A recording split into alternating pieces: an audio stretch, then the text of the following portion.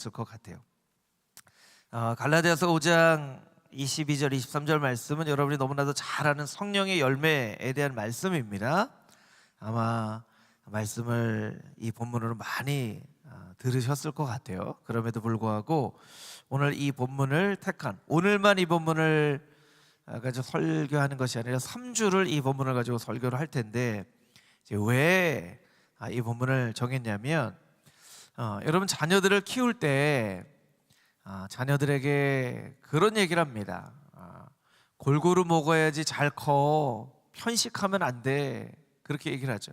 아이들은 채소, 당근 이런 거 잘 안 먹으려고 그래요. 그렇죠. 버섯도 안 먹으려고 그러고.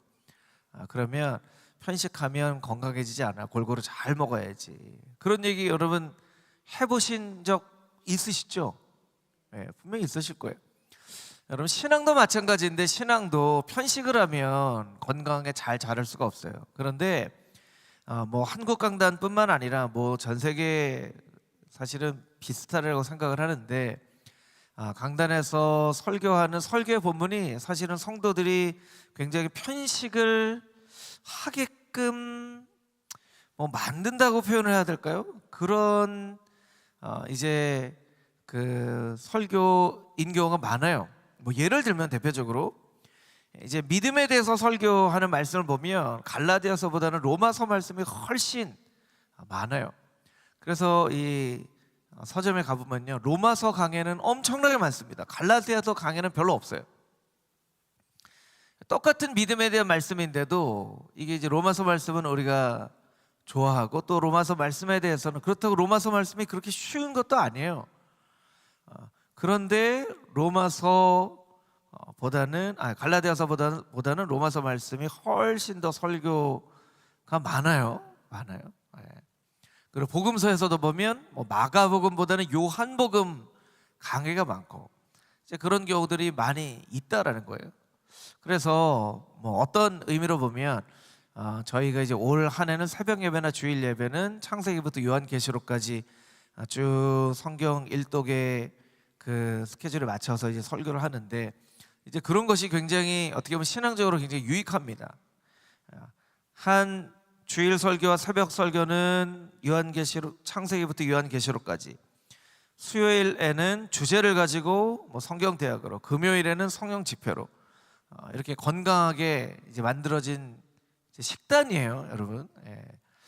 그런 차원에서 좀 갈라디아서 말씀을, 목사님 그러면 이거 많이 먹은 말씀인데 이것도 편식 아니에요? 이렇게 얘기하실 수 있지만, 오늘 이제 갈라디아서 5장 22절 23절만 설교하는 것이 아니라 갈라디아서 전체에 있는 내용을 함께 설명을 하면서 사도 바울이 왜 갈라디아서 5장 22절 23절 성령의 열매를 말씀할 수밖에 없었는가, 이제 그런 관점으로 좀 말씀을 나눠보도록 하겠습니다. 말씀드린 것처럼 갈라디아서는 이렇게 설교나 강해나 주석이 많지 않아요.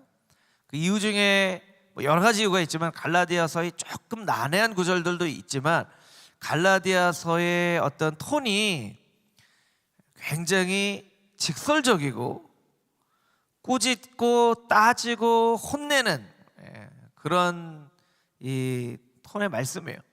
여러분들이 갈라디아서를 읽으면서 로마서와 다르게 갈라디아서는 굉장히 사도 바울이 좀 뭔가 많이 화난 것 같다, 이렇게 느끼신 분이 있으시다면 성경을 정말 지대로 읽으신 분이세요. 갈라디아서는 좀 그런 톤이에요. 그래서인지 모르지만 갈라디아서가 별로 인기가 없어요. 그런데 갈라디아서 강해를 쓴 이제 권현경 교수님이라는 분은 어떤 얘기를 하면, 갈라디아서는 마틴 루터에게 있어서 자신의 아내처럼 소중한 책이었다, 이렇게까지 얘기를 해요. 갈라디아서 굉장히 중요한 책이라는 것이죠. 여러분들이 아마 갈라디아서 하면 가장 대표적으로 생각나는 말씀이 갈라디아서 2장 20절 말씀이에요. 그렇죠? 갈라디아서 2장 20절 말씀이지만 사실은 갈라디아서 전체의 주제를 이렇게 함축적으로 표현하고 있는 말씀은 오늘 읽은 갈라디아서 5장에 있는 말씀인데 갈라디아서 5장 16절에 있는 말씀입니다. 갈라디아서 5장 16절 말씀 우리 자막으로 같이 한번 읽어보도록 하겠습니다. 시작. 내가 이르노니 너희는 성령을 따라 행하라. 그리하면 육체의 욕심을 이루지 아니하리라. 아멘. 한번 저를 따라서 한번 해보실까요? 성령을 따라 행하라. 그리하면 육체의 욕심을 이루지 아니하리라. 성령을 따라 행하라. 그리하면 육체의 욕심을 이루지 아니하리라. 목사님, 분명히 방금 전에도 갈라디아서는 믿음에 대해서 설명하는 말씀이라고 하셨는데 믿음과 행함이라면 행함이 아니라 믿어서 행하는 그 믿음을 강조하는 그 말씀이 로마서와 갈라디아서의 말씀이라고 했는데 하나님 말씀은 믿음을 강조하는 것이 아니라 오직 믿음으로 너희가 살리라 이런 말씀도 아니고 성령을 따라 행하라. 그러면 육체의 욕심을 이루지 아니하리라. 이게 갈라디아서의 핵심 말씀인가요? 아마 이렇게 물어보시는 분도 있을 수 있어요. 이것을 이제 설명을 제가 이제 드리겠죠. 갈라디아서 5장 16절 말씀을 다시 한번 자막으로 보여주시면 성령을 따라 행하라 라고 이야기를 하고 있어요. 육체 욕심을 이루지 아니하리라라고 이야기하고 있어요. 성령을 따라 행하는 것은 수동적인 것을 말하죠. 성령께서 가시는 길을 따라가는 거예요. 육체의 욕심을 이루지 아니하리라. 육체의 욕심은 능동적으로 행하는 것으로 표현을 하고 있어요. 여러분, 우리는 보통 반대로 생각합니다. 반대로 생각해요. 성령은 쫓아가는 거라고 생각을 하고 육체의 욕심은 나는 사실은 죄를 지을 마음 별로 없었는데 이렇게 누군가 유혹해서 친구를 잘못 만나서 환경 때문에 나는 원래 그럴 마음이 없었지만 이런 것 때문에 나도 모르게 따라서 이거 잘못하고 죄짓게 되었어요. 이렇게 생각하기가 쉬워요. 성경은 반대로 이야기를 하고 있다는 거예요. 성령님은 제가 여러 차례 설명을 드렸지만 성령님은 우리가 유일하게 할 수 있는 것은 성령님을 초청하는 일이에요. 성령님을 여기 오세요 이런다고 오게 할 수 없어요. 우리에게는 그런 능력이 없어요. 그래서 제가 그런 얘기 들었죠. 성령 사역 하시는 분들 중에 건강한 분과 건강하지 않는 분들을 구별하는 아주 간단한 방법은 성령님을 초청하시는 분은 건강한 분이고 내가 기도하면 병이 다 낫는다든가 내가 하면 성령이 반드시 임한다든가 이런 분은 건강하지 않을 가능성이 많은 분이에요. 여러분, 우리는 유일하게 성령을 따라 행할 수 있는 분이에요. 여러분, 성령을 따라 행하기 위해서는 성령님이 먼저 앞서 가셔야 되겠죠. 앞서 가시는 성령님을 우리가 알 수 있어야 되겠죠. 성령님에 대해서는 우리가 수동적으로 따라갈 수밖에 없어요. 육체의 욕심을 이루는 거예요. 굉장히 논란이 될 수 있는 말씀이지만 여러분이 한 번쯤 생각을 해보실 필요가 있기 때문에 제가 여러분에게 말씀을 드립니다. 사회에 나타나는 어떤 중범죄와 관련해서 심신미약이라는 것이 있죠. 심신미약이 이렇게 이 처벌을 하는 데에 반영되게 되는 것은 다 이유가 있기 때문일 거예요. 그것을 잘못됐다고 표현하는 것은 아니지만 한번 생각을 해볼 필요가 있어요. 심신미약이라는 것이 무엇이냐면 죄를 지었는데 죄를 지은 행동과 죄를 지은 사람을 분리시키는 거죠. 이 사람이 죄를 지었는데 죄를 지은 것은 이 사람의 의지나 이 사람의 어떤 그런 생각으로 지은 게 아니라 어떤 병적인 잘못된 어떤 그런 부분 때문에 지은 것이므로 이 사람에게는 그렇게 큰 책임이 없습니다 라고 얘기를 하는 거예요.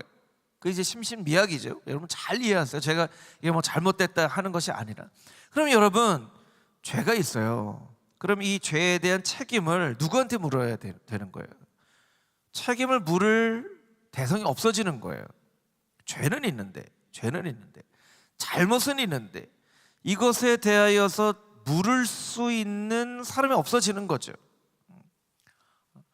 그러니까 여러분, 성경의 말씀대로 보면 죄를 지었는데 죄를 지은 사람에 대해서는 벌을 받아야 한다. 죄를 지은 사람이 벌을 받아야 하기 때문에 예수님께서 이 땅 가운데 오셔야만 되는 거예요. 그렇잖아요. 여러분, 죄를 지은 것에 대해서 처벌을 받을 필요가 없었다면 예수님이 이 땅 가운데 오실 이유가 없어요. 십자가에 달리실 필요가 없는 거예요. 여러분, 그렇잖아요. 그 죄에 대한 처벌을 예수님이 대신 받기 위하여 십자가에서 벌을 받으셨는데, 이 사람이 죄를 지은 게 이 사람이 아니라 이 사람이 가지고 있는 어떤 심리적인 환경이나 병이나 이런 부분 때문입니다 라고 이야기를 해버리면, 그러면 그 죄에 대한 벌은 누가 받느냐는 거예요. 그러니까 우리가 그런 부분들을 조금 고민해보고 생각을 해볼 필요가 있는 거예요. 그러니까 사회도 점점 죄는 있지만 죄에 대한 책임은 지지 않는 세상으로 바뀌어져 갑니다. 한 10년 전쯤인데요, 프랑스 헌혈을 우리나라에 이제 헌혈하는 그 부서처럼 에이즈에 감염된 피로 수혈을 해서 엄청나게 많은 사람들이 에이즈에 감염이 된 적이 있어요. 그런데 그 책임을 져야 되는 프랑스 보건당국이 어떻게 발표했냐면, 너무너무나 유감입니다.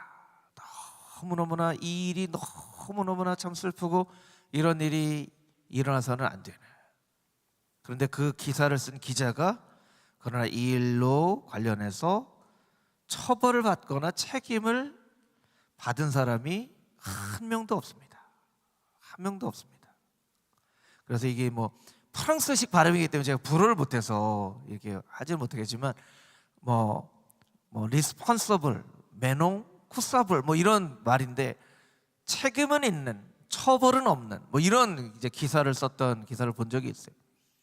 그러니까 죄를 져도 잘못된 일이 있어도 그것에 대해서 책임을 지지 않는 시대로 점점점 시대가 나아간다는 거예요. 다시 본문의 말씀으로 돌아와서, 그런데 성경은 뭐라고 얘기하고 있냐면 육체의 욕심을 이룬다라고 이야기를 하고 있어요. 육체의 욕심을 이룬다.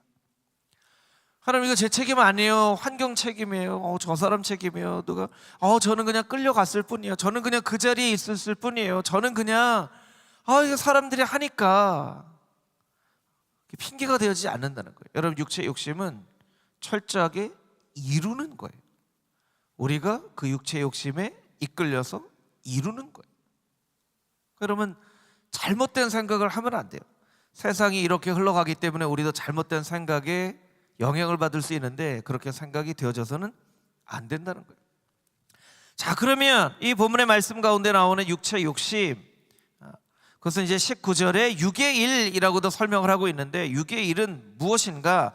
6의 1은 여러분 성경에 있으신 분들은 갈라디아서 말씀을 보면 19절부터 6의 1에 대해서 설명을 하죠. 음행과 더러운 것과 호색과 우상숭배와 주술과 분쟁과 시기와 당짓는 것과 쭉 이렇게 설명이 돼 있어요. 그러면 6의 1이라는 것, 이것이 19절부터 21절까지 나와 있는 어떤 이런 부분만 설명을 하고 있는 것인가? 그렇지 않아요. 더 근본적으로 사도 바울이 갈라디아서에서 말하고자 하는 육체 욕심 6의 1은 다른 부분에 또 6의 1이 있는데, 그것은 바로 1절 말씀에 있어요. 1절 말씀. 그래서 1절부터 6절까지 있는 말씀인데요, 자막이 조금 길기는 하지만 우리들이 한 목소리로 같이 한번 읽어보도록 하겠습니다. 갈라디아서 5장 1절부터 6절까지 있는 말씀입니다. 시작. 그리스도께서 우리를 자유롭게 하려고 자유를 주셨으니 그러므로 굳건하게 서서 다시는 종의 멍에를 매지 말라. 보라, 나 바울은 너희에게 말하노니 너희가 만일 할례를 받으면 그리스도께서 너희에게 아무 유익이 없으리라. 내가 할례를 받는 각 사람에게 다시 증언하노니 그는 율법 전체를 행할 의무를 가진 자라. 율법 안에서 의롭다함을 얻으려 하는 너희는 그리스도에게서 끊어지고 은혜에서 떨어진 자로다. 우리가 성령으로 믿음을 따라 의의 소망을 기다리노니 그리스도 예수 안에서는 할례나 무할례나 효력이 없으되 사랑으로서 역사하는 믿음뿐이니라. 아멘. 4절 말씀 보여주시면 육체의 일이라는 것, 육체 욕심이라는 건 무엇이냐면 4절의 표현으로 보면 율법 안에서 의롭다 함을 얻으려고 하는 거예요. 여러분, 예수님께서 율법의 완성으로서 이 땅 가운데 오시고 아무도 책임지지 않으려고 하는 그 책임을 예수님께서 대신 십자가의 생명으로 책임을 지시고 죽음을 견디시고 모든 사람을 구원하여 주셨잖아요. 이게 죄와 죄에 대한 해방, 구속에 대한 마침표 같은 거예요. 여기에 더 이상 덧붙여서 무언가 다른 어떤 것이 필요하지 않는 거예요. 그런데 신앙 안에 있는 사람들 가운데는 아직도 예수님 믿는 거 좋아. 예수님 믿는 거 누가 묻지 말라고 그랬어? 그런데 할례도 받아야지. 그래도 율법도 지켜야지 라고 설명을 하는 사람들이 있는 거예요. 아직도. 왜냐하면 이것은 과거로부터 이 사람들이 지켜왔던 전통이거든요. 전통이에요. 그 대표적으로 사도 바울이 이야기를 하는 것이 바로 할례예요. 할례. 5장 2절 말씀을 보여주시면 보라, 나 바울은 너에게 말하노니, 이런 표현들도요, 여러분들 읽으면서 이제 잘 읽으면 이런 게 막 보여요. 처음에는 잘 안 보이지만 자꾸 읽다 보면 이런 게 보여요. 보라, 나 바울은 너에게 말하노니. 여러분, 이렇게 말할 필요가 있어요, 없어요? 지금 누가 말하고 있는 거예요? 이거를 갈라디아서를 누가 썼어요? 바울이 썼잖아요. 그런데 바울이, 자, 나 바울이 너에게 말한다, 이렇게 표현 쓸 필요가 없거든요. 근데 왜 2절과 같이 표현한 거예요? 나 바울이 얘기하는 거야. 나 바울 누군지 몰라? 누구보다도 율법에 열심히 있었던 내가 바로 바울이야. 그런 나 바울이 너희들에게 이야기해 주는 거야. 이런 표현이에요. 만약에 할례를 받으면 할례를 받는 것 자체가 문제가 아니라 할례를 통하여서 의롭게 되어지는 것이라면 예수님께서 너희에게 무슨 유익이 있겠느냐. 3절을 보여주시면, 아니, 할례를 받는 사람들 너희들 잘 들어봐. 할례만 받으면 다야? 율법 전체를 행하여야지. 이렇게 설명을 하고 있는 거예요. 여러분, 신앙 안에서도 믿음이 중요하냐, 행위가 중요하냐, 이것은 사실은 믿음과 행위가 다 중요하지만 계속 성도들 가운데 믿음이 중요하냐, 행위가 중요하냐, 마리아가 잘했냐, 마르다가 잘했냐, 그런 이 고민들이 계속 있는 거예요. 여러분, 행위가 중요하다, 이게 아니라 뭐가 더 잘못된 것이냐면요, 행위가 그들을 의롭게 할 것이라는 생각이 잘못된 거예요. 그러니까 행동을 통해서 의롭게 되어지는 그게 잘못된 것이 아니고요, 그 생각 자체가 이런 행동을 해야 의롭게 되지라는 생각 자체가 잘못된 거예요. 이것을 이제 교리적 착각이라고 얘기합니다. 여러분, 현대에 기독교를 뿌리로 하고 있는 100%, 이단의 100%는 바로 이 교리적 착각에 빠져 있는 거예요. 똑같이 성경을 읽으면서도 예수 그리스도의 복음 외에 이런 게 더 필요하지, 우리만 구원받았지 라고 하는 교리적 착각에 빠진 사람들이 다 이단들이에요. 여러분, 성경을 그렇게 가지고 있었는데 중세의 그런 많은 신학자들은 다 교리적 착각에 빠져 있는 사람들이에요. 그러니까 행위로서 구원을 받으려고 하는 거죠. 마틴 루터는 진짜 어떤 사람들보다 고민이 많았던 사람이 어떻게 이 마음 가운데 있는 이 죄의식에 대해서 내가 자유할 수 있을까? 마틴 루터 로마서를 읽으면서 오직 의인은 믿음으로 말미암아 살리라. 이게 진리구나. 이게 진리구나. 여러분, 성경을 읽는 이유는요, 성경 안에서 진리를 발견하기 위한 거예요. 할렐루야. 여러분, 진리는요 마틴 루터가 발견한 것만 진리가 아니에요. 여러분들이 또 다른 진리를 발견할 수 있어요. 여러분에게 있어서 정말 중요한 진리들.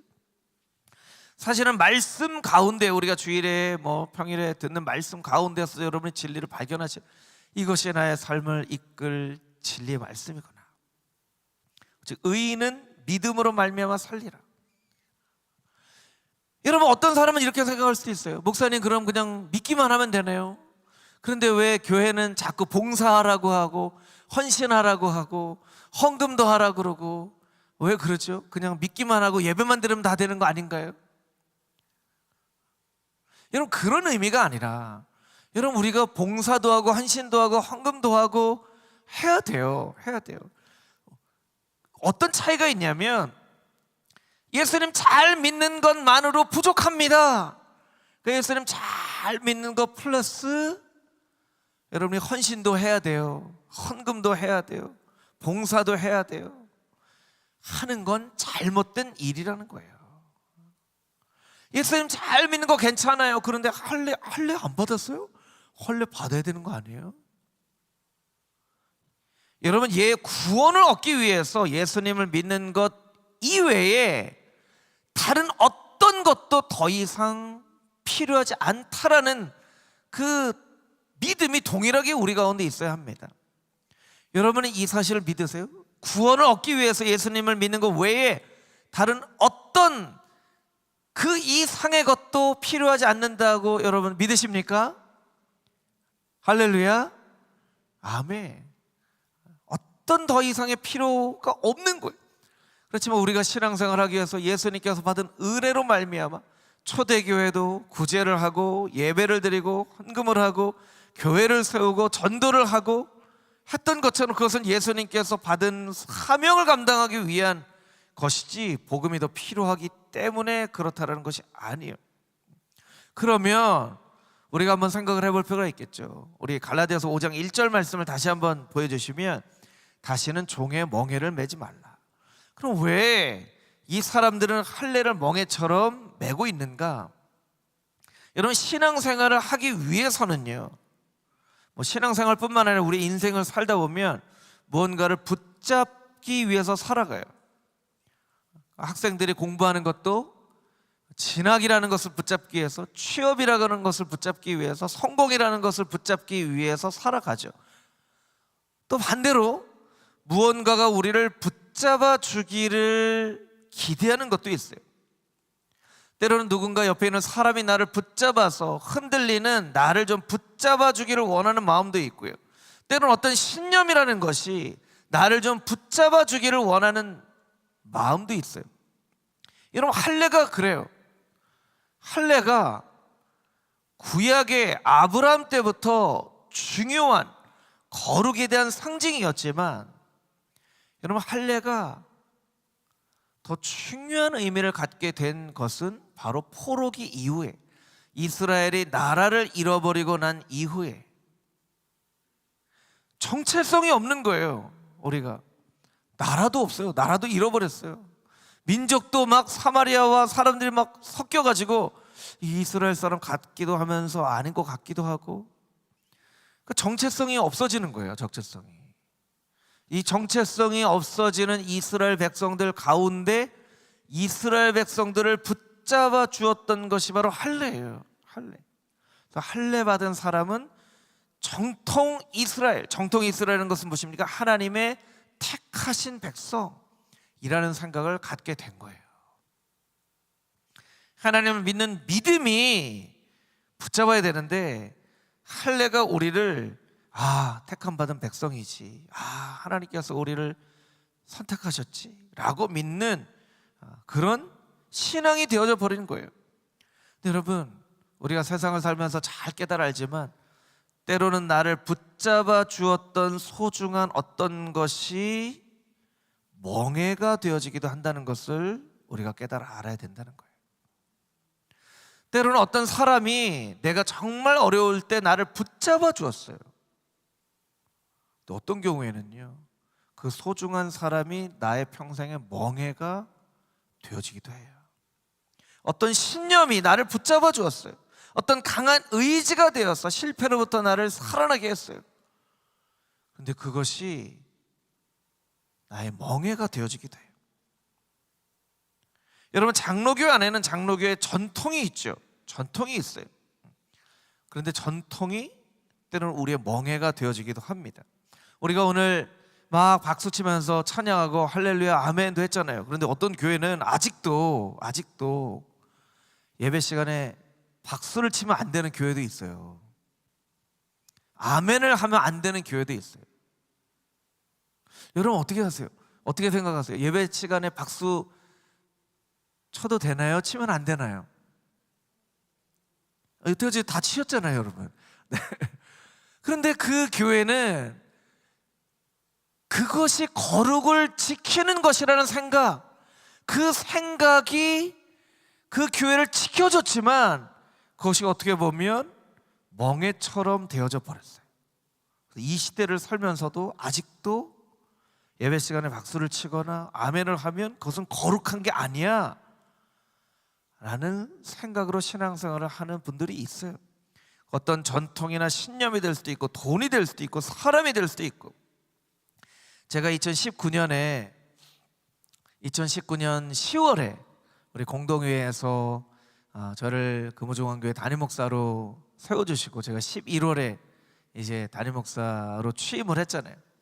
그리고 2019년 성탄 예배 때인데 저는 이제 뭐 온누리 교회에서 17년간 사역을 했으니까 온누리 교회의 어떤 문화나 사역에 더 이렇게 좀 더 익숙하죠. 예. 그래서 온누리 교회는 이제 그런 크리스마스 예배 때 온 가족들이 같이 다 모여서 예배도 드리고 크리스마스 때는 이렇게 성탄 느낌이 나게 빨간색, 초록색 뭐 이런 옷도 입고 그래서 그때 이제 여러분들 기억나실지 모르겠지만 다 같이 예배 드리고 제가 빨간색 가디건 집에 빨간색 가디건 1년에 딱 한 번 입어요. 성탄 예배 때. 네. 빨간색 가디건 입고 제가 설교를 했는데 예배 끝나고 지사명 장로님께서 이렇게 악수하면서 그런 얘기 하시더라고요. 목사님, 금호중앙교회 4년 전이니까 65년인지 64년인지 65년이라고 예를 들어 한다면 65년 역사에 빨간색 스웨터를 입고 설교하신 목사님은 목사님이 처음일 것입니다. 그렇게 얘기하시더라고요. 저는 한 번도 그런 생각을 안 해본 거예요. 그래서 제가 장로님께 장로님 그래서 어떻게 마음이 좀 불편하셨어요? 그러니까 장로님 그 얘기 하시더라고요. 아닙니다. 너무 좋았습니다. 그 얘기를 하시더라고요. 얼마나 감사했는지 몰라요. 여러분 어떻게 보면 오늘도 제가 이렇게 그냥 와이셔츠를 안 하고 왔잖아요. 이런 옷 입는 것 하나도 저희는 이제 주일 예배는 완전 정장을 하지만 평일 예배는 목사님들 설교하실 때도 조금 뭐 세미 정장이라고 하죠. 그렇게 하는데 어떤 교회는 반드시 예배뿐만 아니라 매일매일에도 넥타이를 매고 다 그렇게 해야 되는 그런 전통을 가진 교회가 있어요. 그 전통을 제가 비판하려고 하는 게 아니에요. 중요한 것은 무엇이냐면 그것이 멍해가 되는가 자유함이 되는가 그것은 우리가 따져볼 필요가 있어요. 여러분 할례가 이스라엘 백성들에게 자유함이 되었다면 이렇게 할례에 대해서 이야기할 필요가 없는 거예요. 할례가 이스라엘 백성들에게 멍해가 되는 거예요. 아니 할례만 받으면 다 된다고 하는 사람 율법을 다 지켜야지. 갈라디아서 5장 3절에 이야기하고 있잖아요. 여러분 이 지구상에 율법을 다 지킬 수 있는 사람 하나도 빠짐없이 율법을 다 지킬 수 있는 사람이 있을까요? 없을까요? 있을까요? 없을까요? 없어요. 율법을 다 지킬 수 있는 사람은 과거에도 존재하지 않았고 지금도 존재하지 않고 미래에도 존재하지 않아요. 그래서 갈라디아서 5장 16절이 갈라디아서 전체의 핵심 구절이 되는 거예요. 성령을 따라 행하라. 그리하면 육체 욕심을 이루지 아니하리라. 저를 따라서 같이 한번 다시 해볼까요? 성령을 따라 행하라. 그리하면 육체 욕심을 이루지 아니하리라. 그래서 사도 바울이 믿음에 대해서 설명하는 갈라디아서에서 성령을 따라 행하라 라고 말씀하고, 성령을 따라 행하는 삶 가운데 맺혀지는 열매가 바로 이러한 것이다 라고 갈라디아서 5장 22절 23절에서 설명을 하고 있는 거예요. 그러니까 여러분들이 왜 갈라디아서 5장 22절 23절에 성령의 열매가 나오게 됐는지를 조금 더 이해하실 수 있으시겠죠? 이해가 좀 되시나요? 이해가 되셔야 제가 여태까지 이렇게 길게 설명한 게 의미가 있는데, 그 성경을 읽을 때 갈라디아서 5장 22절 23절에는 성령의 열매가 설명이 되어 있구나, 여러분 그렇게 보시는 것보다도 왜 갈라디아서는 믿음에 대해서 설명하고 있는데 결론에 가까운 5장 6장에 성령에 대해서 설명을 하고 있는가? 이것은 오직 성령을 따라 살아가야지만 율법을 이루고, 율법을 이루는 것은 오직 믿음으로 말미암는 것이다라는 걸 설명하기 위한 거예요. 자, 오늘은 본문의 말씀 성령의 열매 가운데 이제 3주 동안 설명을 드리겠지만 한 가지 성품만 설명을 드리고 우리 같이 기도하도록 하겠습니다. 바로 인내인데, 오래 참음이죠. 우리 갈라디아서 5장 22절 말씀, 23절 말씀, 오늘 본 말씀인데 우리 한 번만 다시 읽어볼까요? 22절 23절 함께 읽겠습니다. 오직 성령의 열매는 사랑과 희락과 화평과 오래 참음과 자비와 양선과 충성과 온유와 절제니 이 같은 것을 금지할 법이 없느니라. 아멘. 성령의 열매예요. 그런데 다른 열매와, 자막을 계속 보여주고, 다른 열매와 약간 다른 성격의 열매가 두 가지가 있어요. 그것이 바로 하나 오래 참음, 인내고, 두 번째가 절제예요. 왜 그러냐면 여러분, 사랑, 희락, 화평, 온유 이런 덕목은 이것을 완전히 이루기는 쉽지 않지만, 이것이 이거 좀 난 이거 싫어, 나는 사랑하기 너무 어렵기 때문에 나는 사랑 싫어, 나는 희락 싫어, 이런 사람 별로 없어요. 그래서 인내를 물어보면 여러분 인내를 좋아하십니까? 하면 인내를 좋아하는 사람은 별로 없어요. 여러분 솔직하게 한번 여러분에게 물어볼까요? 여러분 인내가 좋으세요? 여러분 인내가 좋으세요? 오래 참는 게 좋으세요? 절제가 좋으세요? 목사님 저는 절제가 체질이에요. 절제가 너무 좋아요. 절제를 생각만 해도 막 너무 가슴이 뛰고 막 좋아요. 이런 분들은 별로 없어요. 오래 참음과 절제가 다른 성령의 열매와 조금 차이가 있어요. 사랑은 힘들지만 사랑 좋죠.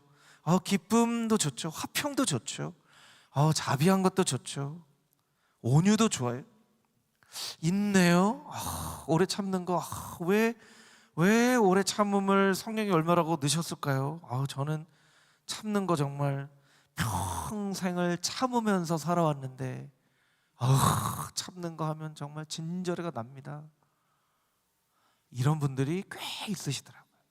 꽤 있어요. 여러분들 아마 좀 공감이 되실 거예요. 근데 여러분 인내는요, 왜 하필 오래 참음, 인내를 성령의 열매 가운데 포함을 시키셨는가? 이 인내라는 것은요, 원래 어떤 의미냐면 미루다라는 뜻이에요. 조금 우리가 생각하는 거와 다르죠. 우리는 막 참는 거라고 생각하는데, 막 참고 견디고 이런 거라고 생각하는데 조금 미루는 거예요. 목사님 미루는 거 좀 나쁜 거 아닌가요? 오늘 해야 될 일 내일로 미루고, 미루는 거 나쁜 거 아닌가요? 어떤 미루는 거냐면 오늘 심판을 하셔야 되는데 하나님이 오늘 심판하시지 않고 내일 심판하시는 그 심판을 미루시는 거예요. 너 이거 잘못했지? 너 이거 혼나야 돼. 너 내일 혼나자. 너 내일 혼나. 네 알겠어요. 내일이 됐어요. 이제 나는 오늘 혼나는 거나. 너 이거 어제 잘못한 거 기억나? 너 혼나야지. 내일 혼나자. 또 내일 혼나요? 또 내일 했는데 어떻게 해요? 또 똑같이 하는 거예요. 이게 성경의 오래 참음, 인내의 개념이에요. 자, 인내를 좋아하는 사람이 없다고 말씀드렸는데, 만약에 인내가 성경에서 빠졌더라면 우리는 벌써 이 세상에 존재할 수가 없는 사람들이에요. 존재할 수가 없는 사람들이에요. 우리가 지은 죄 때문에 존재할 수 없는 사람들이에요. 마태복음 9장 19절 말씀에 이런 말씀이 있습니다. 제가 한번 읽어볼게요. 대답하여 이르시되 믿음이 없는 세대여, 내가 얼마나 너희와 함께 있으며 얼마나 너희에게 참으리요. 얼마나 너희에게 참으리요. 예수님께서 참으시는 거죠. 계속 참으세요. 여러분, 예수님이 제자들과 3년 동안 공생애를 하셨잖아요. 행복했을까요, 예수님은? 그런 생각 해보신 적이 있으세요? 행복했을까? 예수님은 행복하셨을까? 예수님이 밤에 그렇게 기도하실 수밖에 없는 거예요. 제자들 보면서 속 터져서, 예수님 피곤하신데 왜 또 기도하러 가세요? 기도 좀 그만하세요. 아이고, 저놈들이 속도 모르고 속도 모르고. 예수님이 기도하실 수밖에 없는 거예요. 제자들 보면 맨날 싸우고 믿음 없는 얘기를 하고. 그럼 제자들만 그럴까요? 우리도 똑같아요. 우리도 똑같아요. 예수님이 미루시는 거예요. 하나님이 미루시는 거예요. 언제까지 너희를 참으리요? 말씀은 언제까지 너희를 참으리요 하시면서 하나님은 오늘도 참으세요. 연약한 우리에 대해서 참으세요. 그게 인내예요. 그 덕목이 성령의 열매 가운데 없었더라면 어떻게 됐을까? 야고보서 1장 3절 4절 말씀, 우리 자막으로 같이 한번 읽어보도록 하겠습니다. 야고보서 1장 3절 4절 말씀, 시작. 이는 너희 믿음이 시련이 인내를 만들어내는 줄 너희가 알미라. 인내를 온전히 이루라. 이는 너희로 온전하고 구비하여 조금도 부족함이 없게 하려 함이라. 우리 같이 한번 따라해 보겠습니다. 인내를 온전히 이루라. 한 번 더 하겠습니다. 인내를 온전히 이루라. 인내를 온전히 이룬다는 것은 어떤 의미냐면요, 인내로 하여금 일을 완성하게 만들어라. 일을 완성하는 것은요, 인내요. 인내. 오래 참는 거예요. 사랑은 언제나 어떻게 한다고요? 오래 참고. 사랑은 언제나 가슴 뛰고. 사랑은 언제나 불타오르고. 그렇게 설명 안 하고 해서 사랑은 언제나 오래 참는 거예요. 사랑은 언제나 오래 참는 거예요. 그러나 사랑은 오래 참는 거예요. 우리가 신앙생활을 오래 할 수 있는 것은요, 불타는 열정이 있어서도 아니고 뜨거운 헌신이 있어서도 아니고 인내가 있어서, 오래 참음이 있어서 우리가 신앙생활을 할 수 있는 거예요. 목사님, 신앙생활이 그렇게 막 기쁘지가 않아요. 왜 예전에는 막 그렇게 기뻤는데 요새는 신앙생활이 기쁘지 않고, 제가 예배를 드리면서도 기도를 하면서도 이게 기쁨으로 하는 건지 그냥 억지로 하는 건지 잘 모르겠어요. 생각하시는 분, 오늘 이 자리에 계신 분들 중에도 그런 분들이 있을 수도 있어요. 정상입니다. 정상이에요. 신앙은 오래 참음으로 완성되어지는 거예요. 신앙은 인내로 완성되어지는 거예요. 여러분, 너무 고민하지 마세요. 내가 잘못 신앙생활하고 있는 거 아닌가, 그렇게 생각하지 마세요. 한 구절만 더 읽어보도록 하겠습니다. 누가복음 21장 19절 말씀 마지막으로 같이 읽고 기도하도록 하겠습니다. 한 목소리로 읽겠습니다.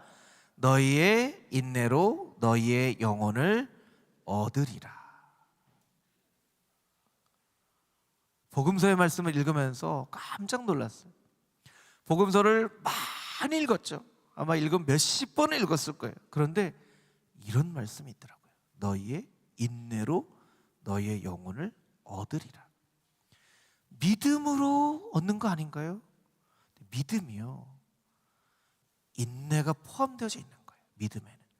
믿음은 순간 내가 믿습니다 하는 게 믿음이 아니라 어제도 믿고 오늘도 믿고 내일도 믿고 영원히 믿는 것. 그 믿음이라는 단어 안에는 인내가 포함되어져 있는 거예요. 여러분, 여러분의 기도 가운데 정말 오랫동안 기도했지만 하나님이 웬일인지 응답해 주시지 않는 그런 기도의 제목이 분명히 있을 거예요. 특별히 가족 구원에 대해서, 하나님 가족 구원에 대해서는 빨리 응답해 주셔야 되는 거 아니에요? 올해가 한 사람이 또 한 사람으로 우리의 가족들을 위해서, 가족 영혼 구원을 위해서도 기도하는데, 여러분, 그런 우리들에게 하나님께서 뭐라고 말씀하시냐면 너희 인내로 너희 영혼을 얻으리라. 여기 너희는요, 나만을 의미하는 게 아니에요. 나와 나의 가족들, 또한 우리가 복음을 전해야 되는 우리의 친척들, 혹은 우리의 형제 자매들, 혹은 우리의 친구들까지 포함되어져 있는 거예요. 내가 너희를 오래 참았듯이 너희도 인내로 너희의 영혼을 얻게 된다는 것을 잊지 말아라. 하나님께서 말씀해 주시는 거예요. 여러분, 지치지 말고 포기하지 말고 우리 가족들을 위해서, 우리가 전도해야 되는 사람들을 위해서 간절한 마음으로 기도할 수 있게 되기를 주님의 이름으로 축복합니다. 왜냐하면 하나님께서 우리에게 말씀해 주시기 때문이에요. 너희의 인내로 너희의 영혼을 얻으리라. 이 말씀이 여러분의 삶 가운데 말씀대로 이루어지는 복된 말씀이 되어질 수 있게 되기를 주님의 이름으로 축복합니다.